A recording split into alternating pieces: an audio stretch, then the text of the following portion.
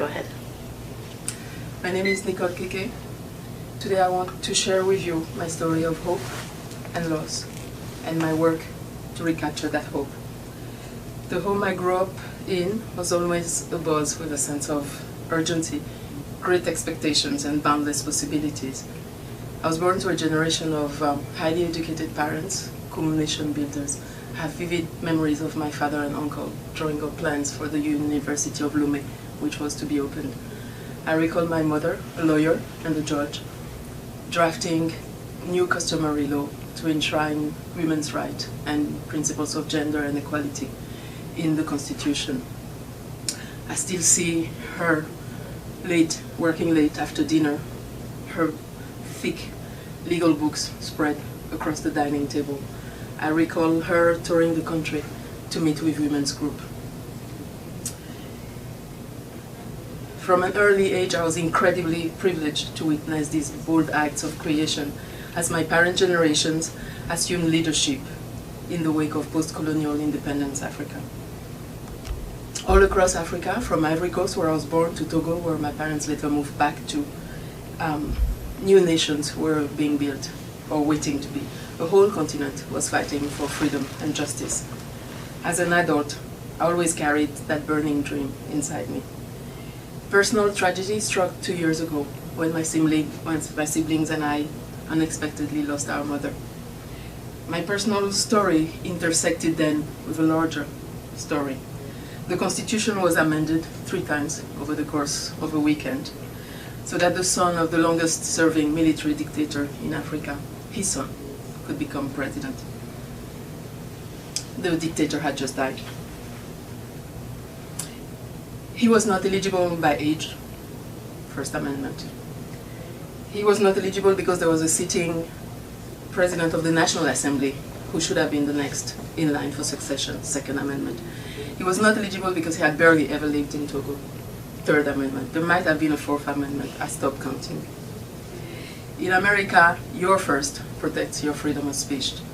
In Togo, the new first paved the way to a constitutional coup. So the unconstitutional president got elected. The elections were marred with violence. The international community expressed concern. Eventually, though, all eyes moved to the next crisis. As I nursed my mother, and as I lived that larger national drama, that history with a big H, I felt an even greater sense of loss.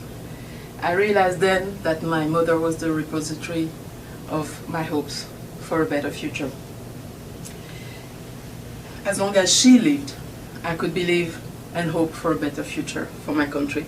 She incarnated that hope through who she was, the life she lived, through her commitment for justice.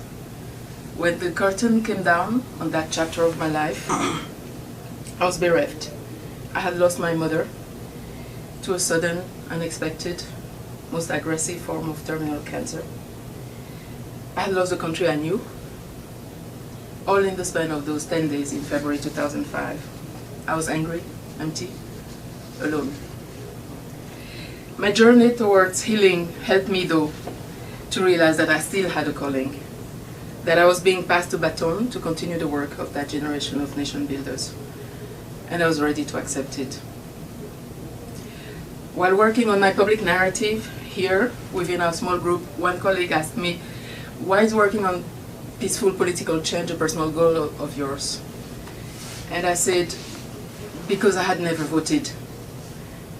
Not because I chose not to, but as a direct result of living under the military rule and the regime manipulating the electoral laws. And right there, we share the same values of justice, of hope, of solidarity.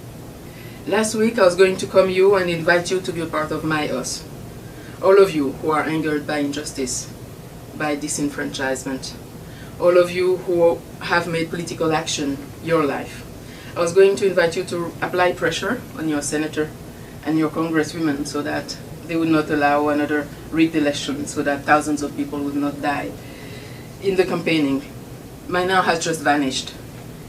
It has vanished with a single news headline on bbc.co.uk. Togo ruling party wins elections. I was crushed. I read the headlines in a frozen silence. I felt robbed again. I now need to figure out the new now. I'm no longer sure, although I still have hope, but I won't succeed on my own. I still want my 10-year-old nephew to be able to vote when he reaches voting age at 18. I still want the world to be different and a better place for him. As I speak to you, it's not over, not quite. There's a recount in the capital. So hope is still there. Mine now is actually ever more present, ever more urgent. So I invite you to become a part of my think group. I invite you to join me, to form a new leadership group to focus on how to bring about change in a situation where it is so difficult. Together, we can reinvent hope. If not now, when?